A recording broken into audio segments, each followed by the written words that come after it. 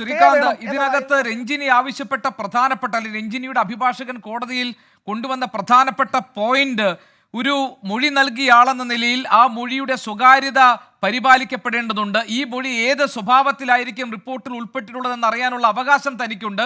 അതിലൊരു വ്യക്തത വരുന്നത് വരെ ഈ റിപ്പോർട്ട് പുറത്തുവിടരുത് എന്നതായിരുന്നല്ലോ. എന്തുകൊണ്ടാണ് കോടതി ഈ വാദം പരിഗണിക്കാതിരുന്നത്?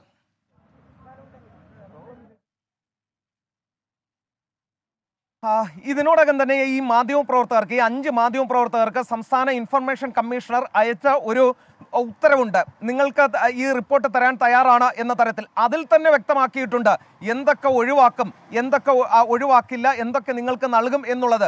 അതിൽ ഏറ്റവും വ്യക്തവും സ്പഷ്ടവുമായി പറഞ്ഞിട്ടുണ്ട്, സ്വകാര്യതയിലേക്ക് കടന്നു കയറുന്ന ആരോപണ വിധേയരെക്കുറിച്ചോ അല്ലെങ്കിൽ ആരോപണം ഉന്നയിച്ചവരെക്കുറിച്ചോ ഒരു വിവരവും നിങ്ങൾക്ക് നൽകാനാകില്ല എന്ന് സ്റ്റേറ്റ് ഇൻഫർമേഷൻ കമ്മീഷണർ അയച്ച ഉത്തരവ് അതിൻ്റെ പകർപ്പിൽ കൃത്യമായി പറയുന്നുണ്ട്.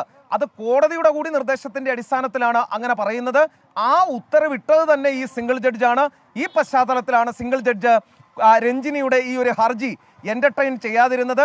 ആ ഹർജി ഒരു പക്ഷേ പിന്നീട് പരിഗണിക്കാം, വേണമെങ്കിൽ കോടതിക്ക് പരിഗണിക്കാം, പക്ഷേ അതിന് നിയമ തടസ്സങ്ങളില്ല. പക്ഷേ അതുകൊണ്ട് വലിയ കാര്യമില്ല. റിപ്പോർട്ട് അല്പസമയത്തിനകം പുറത്തുവരും. അടിയന്തര സ്റ്റേ റിപ്പോർട്ട് പുറത്തുവിടുന്നതിൽ വേണം എന്ന അവരുടെ ആവശ്യം കൂടി കോടതി തള്ളിയിരിക്കുന്നു. ആ സ്റ്റേ ഇല്ല. അതിനാൽ റിപ്പോർട്ട് പുറത്തുവിടുന്നതിനുള്ള നിയമ തടസ്സങ്ങൾ എല്ലാം തന്നെ മാറിയിരിക്കുന്നു. നിലവിൽ റിപ്പോർട്ട് പുറത്തുവരാൻ പോകുന്നു. അവർ ഉന്നയിച്ച തരത്തിലുള്ള സ്വകാര്യതയിലേക്കുള്ള കടന്നുകയറ്റം, സ്വകാര്യ വിവരങ്ങൾ പുറത്തു പോകുമെന്ന ആശങ്ക, അതിനൊന്നും അടിസ്ഥാനമില്ല എന്ന് ബോധ്യപ്പെട്ടാണ് ഇതേ സിംഗിൾ ജഡ്ജ് കഴിഞ്ഞ തവണ ഈ ഉത്തരവ്, സജിമോൻ പാറയിലിൻ്റെ ഹർജി തള്ളിക്കൊണ്ട് ഉത്തരവിട്ടത്. അതേ ജഡ്ജി തന്നെ പറയുന്നു ഈ ഹർജി, ഈ ആശങ്കയ്ക്ക് അടിസ്ഥാനമില്ല എന്ന്. ആ സ്റ്റേ ഉത്തരവ് ശ്രീകാന്ത് കോടതിയിൽ തുടരുക. ഇപ്പോൾ തിരുവനന്തപുരത്തേക്ക് പോകുന്നു.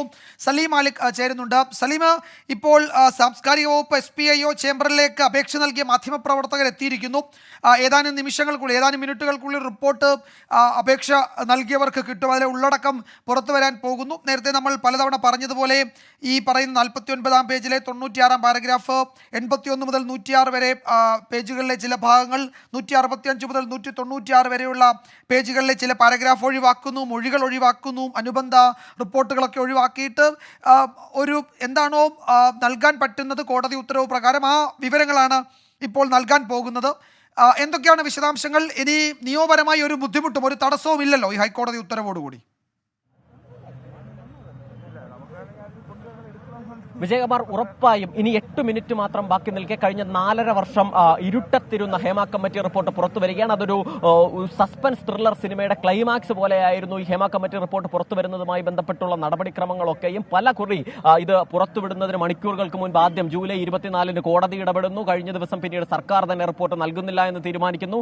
അതിനൊടുവിൽ അതിന്റെ ഒരു വലിയ ക്ലൈമാക്സ്, അത് ട്വിസ്റ്റും സസ്പെൻസും ഒക്കെ നിറഞ്ഞ ക്ലൈമാക്സ് പോലെ ആദ്യം ഈ കേസ് ഡിവിഷൻ ബെഞ്ച് പരിഗണിക്കുന്നു. രഞ്ജിനിയുടെ ഹർജി തള്ളുന്നു. അതിന് തൊട്ടു പിന്നാലെ തന്നെ പിന്നീട് സിംഗിൾ ബെഞ്ച് പരിഗണിക്കുന്നു. അത് ഹർജിയെ പരിഗണിക്കാതെ കടന്നുപോകുന്നു. അതോടുകൂടി 2:30 ഈ റിപ്പോർട്ട് പുറത്തു വിടുമെന്ന് അറിയിച്ച ആ സെക്രട്ടേറിയറ്റിന് മുന്നിൽ, സെക്രട്ടേറിയറ്റിൽ SPIO ഓഫീസിൽ ഇപ്പോൾ അതിനായി നിയോഗിക്കപ്പെട്ട മാധ്യമപ്രവർത്തകർ എത്തിയിരിക്കുന്നു. ആ മാധ്യമപ്രവർത്തകർക്ക് അല്പസമയത്തിനകം തന്നെ ഇതിന്റെ കോപ്പി നൽകുകയാണ്. അതോടുകൂടി തന്നെ എന്താണ് ഇതുമായി ബന്ധപ്പെട്ട് കഴിഞ്ഞ 4.5 വർഷം ഇരുട്ടത്തിരുന്നത്, എന്ത് റിപ്പോർട്ടാണ്, എന്തുകൊണ്ടാണ് അതങ്ങനെ ഇരുട്ടത്തിരുന്നത് എന്നതുൾപ്പെടെയുള്ള കാര്യങ്ങളിൽ വ്യക്തത വരും. അപ്പോഴും പ്രധാനപ്പെട്ട കാര്യങ്ങൾ, ഇതിലെ മൊഴി നൽകിയവർ, പേരുകൾ, ഈ സ്വകാര്യതയെ ലംഘിക്കുന്ന വിവരങ്ങളൊന്നും ഈ റിപ്പോർട്ടുമായി ബന്ധപ്പെട്ടുണ്ടാകില്ല എന്നുകൂടിയുള്ള അറിയിപ്പ് ലഭിച്ചിട്ടുണ്ട്. 299 പേജുകളുടെ റിപ്പോർട്ടാണ് ഹേമ കമ്മിറ്റി തയ്യാറാക്കിയത്. അതിലെ നിർണായകമായ 66 പേജുകൾ ഒഴിവാക്കി 233 പേജുകളാണ് പുറത്തു വരുന്നത്. മാത്രമല്ല ഈ പേജുകൾ, 66 പേജുകൾ പൂർണ്ണമായി ഒഴിവാക്കി എന്നല്ല, ചില പേജുകൾ പൂർണ്ണമായി, ചില പേജുകൾ, ചില ഖണ്ഡികകൾ അങ്ങനെയാണ് ഒഴിവാക്കിയിരിക്കുന്നത്. ഇപ്പോൾ സാംസ്കാരിക വകുപ്പിൽ നിന്ന് തന്നെ ലഭിക്കുന്ന അറിയിപ്പ് പ്രകാരം നേരത്തെ വിജയകുമാർ സൂചിപ്പിച്ചതുപോലെ തന്നെ 49-ാം പേജിലെ 96-ാം പാരഗ്രാഫ് പ്രസിദ്ധീകരിക്കില്ല. മാത്രമല്ല 81 മുതൽ 100 വരെയുള്ള പേജുകളിലെ ചില ഭാഗങ്ങൾ ഒഴിവാക്കിയിട്ടുണ്ട്. 165 മുതൽ 196 വരെയുള്ള പാരഗ്രാഫുകൾ പൂർണ്ണമായും ഒഴിവാക്കിയിട്ടുണ്ട്. മാത്രമല്ല ഇതുമായി ബന്ധപ്പെട്ട അനുബന്ധവും പുറത്തുവിടുന്നില്ല എന്നുള്ളതാണ്. നിലവിൽ സുപ്രീം കോടതിയിലേക്ക് ഉൾപ്പെടെ നടി രഞ്ജിനി പോകാനുള്ള സാധ്യതയുണ്ട്. പക്ഷേ അതിനു മുൻപ് തന്നെ വളരെ വേഗത്തിൽ റിപ്പോർട്ട് പുറത്തുവിടുന്നതിലൂടെ സർക്കാർ ഒരു നിലപാട് കൂടി എടുക്കുകയാണ്. കാരണം കഴിഞ്ഞ ദിവസങ്ങളിൽ ഈ സർക്കാരിന് നിയമോപദേശം കിട്ടി റിപ്പോർട്ട് പുറത്തുവിടുന്നതിൽ തെറ്റില്ല എന്നൊരു നിയമോപദേശം കിട്ടിയിട്ടും റിപ്പോർട്ട് പുറത്തുവിടാൻ സർക്കാർ തയ്യാറായിരുന്നില്ല.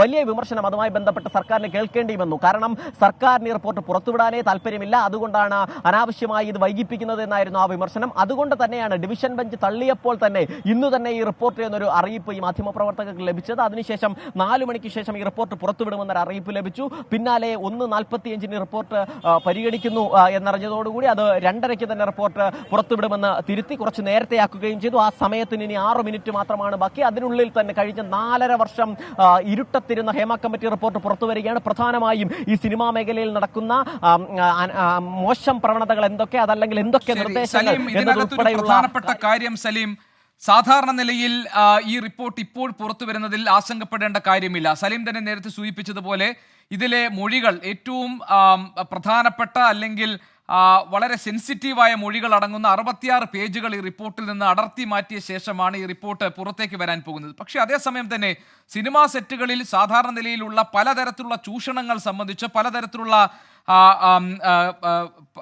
പലതരത്തിലുള്ള അവിടുത്തെ രീതികൾ സംബന്ധിച്ച് ഉള്ള പരാതികൾ ഈ റിപ്പോർട്ടിൽ ഉന്നയിക്കപ്പെട്ടിട്ടുണ്ട്, പലരുടെയും മൊഴികളിലുണ്ട് എന്നാണ് പുറത്തു വരുന്ന വിവരം.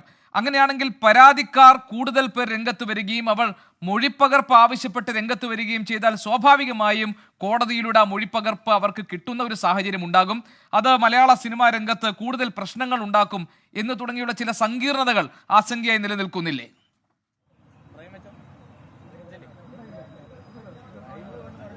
ഗോപി, ഉറപ്പായും പ്രധാനമായും ഇതിലെ ഈ നേരത്തെ ആദ്യഘട്ടത്തിൽ സജിമോൻ പാറയിൽ ഒരു ഹർജിയുമായി പോയപ്പോൾ കോടതി ചോദിച്ചത് സജിമോൻ പാറയിൽ എന്താണ് ഇതുമായി ബന്ധം എന്നുള്ളതായിരുന്നു. പക്ഷേ രഞ്ജിനിയോട് ആ ചോദ്യം ചോദിച്ചിട്ടില്ല. ഈ മൊഴിപ്പകർപ്പ് തങ്ങൾക്ക് നൽകണമെന്ന ആവശ്യവും പരിഗണിച്ചിട്ടില്ല. പക്ഷേ അതേസമയം മറ്റു ഈ മൊഴി കൊടുത്തവർ കൂടി കോടതിയിലേക്ക് വരികയാണെങ്കിൽ ഈ മൊഴിപ്പകർപ്പ് ഉൾപ്പെടെ 299 പേജും റിപ്പോർട്ട് ഈ മൊഴി നൽകിയവർക്ക് കൊടുക്കണമെന്നൊരു തീരുമാനത്തിലേക്ക് എത്തിയാൽ സ്വാഭാവികമായും ആ വലിയ ബോംബ് എന്താണ് എന്നുള്ള കാര്യം നമുക്ക് മനസ്സിലാക്കുകയും ചെയ്യും. മാത്രമല്ല വലിയ ചില പ്രശ്നങ്ങൾ സിനിമാ മേഖലയുമായി ബന്ധപ്പെട്ടുണ്ട് എന്നുള്ള കാര്യത്തിൽ തർക്കമില്ല. അതുകൊണ്ട് തന്നെയാണ് സിനിമാ മേഖലയിലെ തന്നെ പല ഉന്നതരും ഇത് പുറത്തു വരരുതെന്ന് ആഗ്രഹിച്ചിരുന്നു.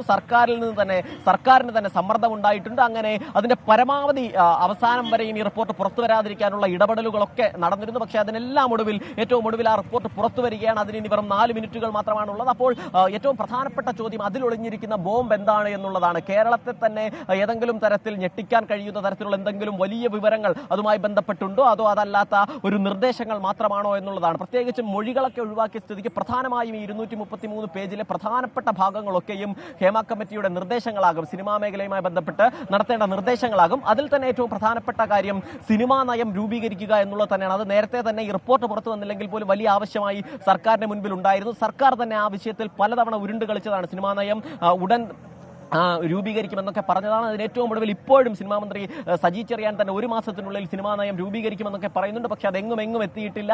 മാത്രമല്ല ഈ സ്ത്രീകൾക്ക് നേരിടേണ്ടി വരുന്ന പ്രശ്നങ്ങൾ, അത് കാസ്റ്റിംഗ് കൗച്ച് ഉൾപ്പെടെ സലീം ഏതാണ്ട് 3 മിനിറ്റാണ് ഇനി ബാക്കിയുള്ളത്. ആ 3 മിനിറ്റ് കഴിയുമ്പോഴേക്കും ഈ റിപ്പോർട്ടിലെ പ്രധാനപ്പെട്ട ഉള്ളടക്കം പുറത്തേക്ക് വരാൻ പോകുന്നു. 24-ലൂടെ ആ ഉള്ളടക്കത്തിന്റെ വിവരങ്ങൾ നമുക്ക് പ്രേക്ഷകർക്ക് നൽകാൻ കഴിയുമെന്ന് കരുതാം.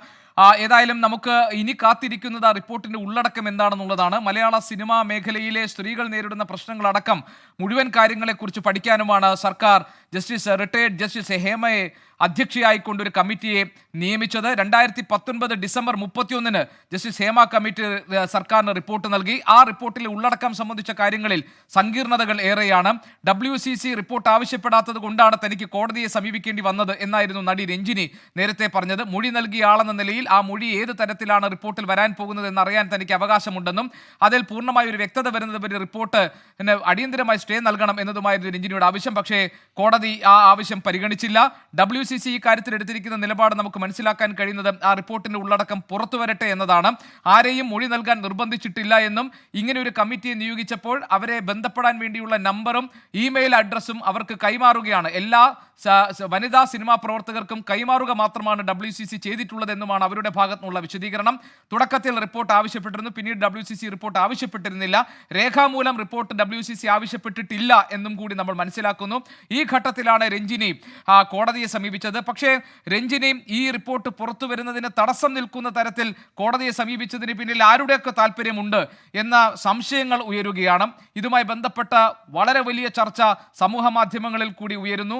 ആരുടെയൊക്കെ മുഖം രക്ഷിക്കാൻ വേണ്ടിയുള്ള ശ്രമമാണ് രഞ്ജിനി ഹർജി നൽകിയതിലൂടെ നടത്തിയിരിക്കുന്നത് എന്ന ആക്ഷേപവും നേരിടേണ്ടി വന്നിട്ടുണ്ട്. മലയാള സിനിമാ മേഖലയിൽ സ്ത്രീകൾ നേരിടുന്ന പ്രതിസന്ധികൾ എന്തൊക്കെയാണ്, സിനിമാ സെറ്റുകളിൽ ഉണ്ടായിട്ടുള്ള പ്രശ്നങ്ങൾ എന്തൊക്കെയാണ്, ഇത് സംബന്ധിച്ച് വളരെ സുപ്രധാനമായ മൊഴികൾ കമ്മിറ്റിയുടെ മുൻപാകെ എത്തിയിട്ടുണ്ട്. അങ്ങനെ വ്യക്തി സ്വഭാവമുള്ള വ്യക്തികളെ ബാധിക്കുന്ന മൊഴികൾ പുറത്തേക്ക് വരില്ല ഈ റിപ്പോർട്ടിലൂടെ എന്നാണ് നിലവിലെ സാഹചര്യത്തിൽ പുറത്തേക്ക് വരില്ല. അങ്ങനെ 233 പേജുള്ള റിപ്പോർട്ടിന്റെ ഉള്ളടക്കം വരാൻ ഇനി ഏതാണ്ട് 1-1.25 മിനിറ്റ് മാത്രമേ ബാക്കിയുള്ളൂ. 49-ാം പേജിലെ 96-ാം പാരഗ്രാഫ് ഒഴിവാക്കപ്പെട്ടിട്ടുണ്ട്. 81 മുതൽ 100 പേജുകളിലെ ചില ഭാഗങ്ങൾ ഒഴിവാക്കുന്നു. 165 മുതൽ 196 വരെയുള്ള പേജുകളിലെ ചില പാരഗ്രാഫുകൾ അടർത്തി മാറ്റിയിട്ടുണ്ട്. മൊഴികൾ അടക്കമുള്ള അനുബന്ധ റിപ്പോർട്ട് ഇന്ന് വരുന്ന 233 പേജ് റിപ്പോർട്ടിൽ ഉൾപ്പെടുത്തിയിട്ടില്ല. അങ്ങനെ വ്യക്തികളെ ബാധിക്കുന്ന, അവരുടെ സ്വകാര്യതയെ ബാധിക്കുന്ന മൊഴികൾ അടക്കമുള്ള ഭാഗങ്ങൾ ഇന്ന് പുറത്തു വരില്ല. അതേസമയം പരാതിക്കാർ നൽകിയിരിക്കുന്ന മൊഴികളുടെ അടിസ്ഥാനത്തിൽ പരാതിക്കാർ ഇതിന്റെ മൊഴിപ്പകർപ്പ് ആവശ്യപ്പെട്ട് രംഗത്ത് വരാനുള്ള സാഹചര്യമുണ്ട്. അങ്ങനെ ഒരു സാഹചര്യം ഉണ്ടാവുകയും മൊഴിപ്പകർപ്പ് അവർക്ക് കിട്ടുകയും ചെയ്താൽ അത് സിനിമാ മേഖലയിൽ കൂടുതൽ വലിയ പ്രശ്നങ്ങൾ ഉണ്ടാക്കും എന്ന ആശങ്കയും നിലനിൽക്കുന്നുണ്ട്. വിജയകുമാർ, ഇപ്പോൾ തിരുവനന്തപുരത്ത് നിന്ന് വരുന്ന റിപ്പോർട്ട് മാധ്യമപ്രവർത്തകരെ ഈ ഓഫീസിലേക്ക് അനുവദിച്ചിട്ടുണ്ട് എന്നുള്ളതാണ്. സാംസ്കാരിക വകുപ്പിന്റെ SPIO അദ്ദേഹത്തിന്റെ ചേംബറിലാണ് അപേക്ഷ നൽകിയ മാധ്യമപ്രവർത്തകർ ഇപ്പോഴുള്ളത്. അവരെ ആ ഓഫീസിലേക്ക് ഇപ്പോൾ കടത്തിവിട്ടിട്ടുണ്ട്. അല്പസമയത്തിനകം ആ റിപ്പോർട്ടിന്റെ പകർപ്പ് മാധ്യമപ്രവർത്തകർക്ക് നൽകും. 5 മാധ്യമപ്രവർത്തകർക്കാണ് അതിന്റെ പകർപ്പ് നൽകുക. അതിന്റെ ഉള്ളടക്കം അല്പസമയത്തിനകം പ്രേക്ഷകർക്ക് 24-ലൂടെ കാണാൻ കഴിയും. എന്തൊക്കെയാണ് ഈ കമ്മിറ്റിയുടെ കണ്ടെത്തലുകൾ, എന്തൊക്കെ ശുപാർശകളാണ് കമ്മിറ്റി മുന്നോട്ട് വച്ചിരിക്കുന്നത്? ഈ പറയുന്ന ഏതാണ്ട് 66 പേജുകളിലെ വിവരങ്ങൾ പൂർണ്ണമായോ ഭാഗികമായോ ഒഴിവാക്കിയതിന് ശേഷം 299 പേജുകളുള്ള ആ റിപ്പോർട്ടിലെ 233 പേജുകളാണ് പുറത്തേക്ക് വിടാൻ പോകുന്നത്. അതിൽ എന്തൊക്കെ വിവരങ്ങളാണുള്ളത്? മലയാള സിനിമയിലെ സ്ത്രീകൾ നേരിടുന്ന പ്രശ്നങ്ങൾ, അത് ജസ്റ്റിസ് കെ ഹേമ പഠിച്ച് നൽകിയ റിപ്പോർട്ട് 2019 ഡിസംബർ 31-നാണ് ഈ റിപ്പോർട്ട് സമർപ്പിച്ചത്. ഇതുവരെ അതിന്മേൽ എന്തെങ്കിലും ഒരു കാര്യമായ നടപടി ഉണ്ടായതായി നമുക്കറിയില്ല. അതിൻ്റെ ഉള്ളടക്കം ഇതുവരെ പുറത്തു വന്നിട്ടില്ല. തുടർച്ചയായ നിയമ പോരാട്ടമൊക്കെ ഇതിൽ നടന്നതാണ്. അതിനൊടുവിലാണ് ഇപ്പോഴിതാ ഏതാണ്ട് ആ റിപ്പോർട്ട് ഭാഗികമായെങ്കിലും പുറത്തു വരാൻ പറ്റുന്ന തരത്തിലേക്ക് സാഹചര്യം ഒരുങ്ങുന്നത്. വിവരാവകാശ നിയമപ്രകാരമാണെങ്കിൽ പോലും അത് അപേക്ഷ സമർപ്പിച്ച് വിവരാവകാശ കമ്മീഷൻ അംഗീകരിച്ചു കഴിഞ്ഞിട്ടും വീണ്ടും അതിന്മേൽ നിയമ പോരാട്ടം നടത്തേണ്ടി വന്നു, അതിൻ്റെ ഉള്ളടക്കം പുറത്തു വരുന്നതിന് വേണ്ടി. അപ്പോൾ ഈ റിപ്പോർട്ടിലെ വിവരങ്ങൾ പുറത്തു വരുന്നതിൽ ആശങ്കപ്പെടുന്ന, ഭയപ്പെടുന്ന, അതിൽ വലിയ പ്രയാസമുള്ള ആരൊക്കെയോ ഉണ്ട് എന്നുള്ളത് വ്യക്തമാണ്. അവരൊക്കെ തന്നെ ആയിരിക്കാം ഈ നിയമ പോരാട്ടങ്ങൾക്കൊക്കെ പിന്നിലെന്ന വിമർശനം ഈ ദിവസങ്ങളിൽ ഉയർന്നു വരുന്നുണ്ട്. അത് ശരിവെക്കുന്ന തരത്തിൽ ചില നീക്കങ്ങൾ നമ്മൾ ഏതാനും മിനിറ്റുകൾക്ക് മുമ്പ്, ഏതാനും മണിക്കൂറുകൾക്ക് മുമ്പ് കാണുകയും ചെയ്തു. ഹേമ കമ്മിറ്റി റിപ്പോർട്ട് പുറത്തുവിട്ട് സർക്കാർ റിപ്പോർട്ടിലെ വിവരങ്ങൾ ഉടൻ പുറത്തു വരും എന്നുള്ളതാണ് നമുക്ക് പറയാൻ കഴിയുന്നത്. ആ റിപ്പോർട്ട് ഒടുവിൽ റിലീസ് ചെയ്തിരിക്കുന്നു സർക്കാർ. 2019 ഡിസംബർ 31-ന് സമർപ്പിച്ച റിപ്പോർട്ട് ഇത്രയും വർഷങ്ങൾക്ക് ശേഷം ആ റിപ്പോർട്ട് പുറത്തുവിട്ടിരിക്കുന്നു. റിപ്പോർട്ടിലെ വിവരങ്ങൾ ഉടൻ 24-ലൂടെ പ്രേക്ഷകരിലേക്ക് എത്തുകയാണ്. റിപ്പോർട്ട് പുറത്തുവിട്ടിരിക്കുകയാണ്. അതിൻ്റെ പകർപ്പ് മാധ്യമങ്ങൾക്ക് നൽകി. അതിൻ്റെ റിപ്പോർട്ട് 24-ന് ലഭിച്ചിട്ടുണ്ട്. അല്പസമയത്തിനകം അതിൻ്റെ ഉള്ളടക്കം പ്രേക്ഷകരിലേക്ക് എത്തും. അതാണ് ഈ സമയം നൽകാൻ കഴിയുന്ന ഏറ്റവും വലിയ ഒരു ബിഗ് ബ്രേക്കിംഗ്. അതുതന്നെയാണ് ഹേമ കമ്മിറ്റി റിപ്പോർട്ട് സർക്കാർ പുറത്തുവിട്ടു. റിപ്പോർട്ടിലെ വിവരങ്ങൾ ഉടൻ അതിൻ്റെ ഉള്ളടക്കം 24-ലൂടെ പ്രേക്ഷകർക്ക് കാണാവുന്നതാണ്. അതിൻ്റെ പകർപ്പ് നമ്മളുടെ കൈവശം ലഭിച്ചിട്ടുണ്ട്. അതിൻ്റെ ആകത്തുക എന്താണെന്നുള്ളത് അല്പസമയത്തിനകം പ്രേക്ഷകരിലേക്ക് എത്തുകയാണ്. അല്പസമയം മുമ്പാണ് സർക്കാർ ആ ഉത്തരവ് പുറത്തുവിട്ടത്. 2:30 പുറത്തുവിടുമെന്ന് പറഞ്ഞ് 2:30 തന്നെ അതിൻ്റെ പകർപ്പ് മാധ്യമപ്രവർത്തകരുടെ കൈകളിലേക്ക് എത്തുകയാണ്. അതിൻ്റെ വിവരങ്ങൾ, അതിൻ്റെ ഉള്ളടക്കം, അതിൻ്റെ കണ്ടന്റ് എന്താണെന്നുള്ള അല്പസമയത്തിനകം പ്രേക്ഷകരിലേക്ക് എത്തും. 2019-ലാണ് ഡിസംബർ 31-നാണ് ഈ റിപ്പോർട്ട് കൈമാറിയത്. അതിനുശേഷം ഇത്രയും വർഷങ്ങളായി അത് വെളിച്ചം കാണാതെ ഇരിക്കുകയായിരുന്നു. വിവരാവകാശ നിയമപ്രകാരം പിന്നീട് നടന്ന വലിയ പോരാട്ടങ്ങൾക്കൊടുവിലാണ് ആ കമ്മിറ്റി റിപ്പോർട്ട്, അതിൻ്റെ ഉള്ളടക്കം പുറത്തു വരുന്നത്.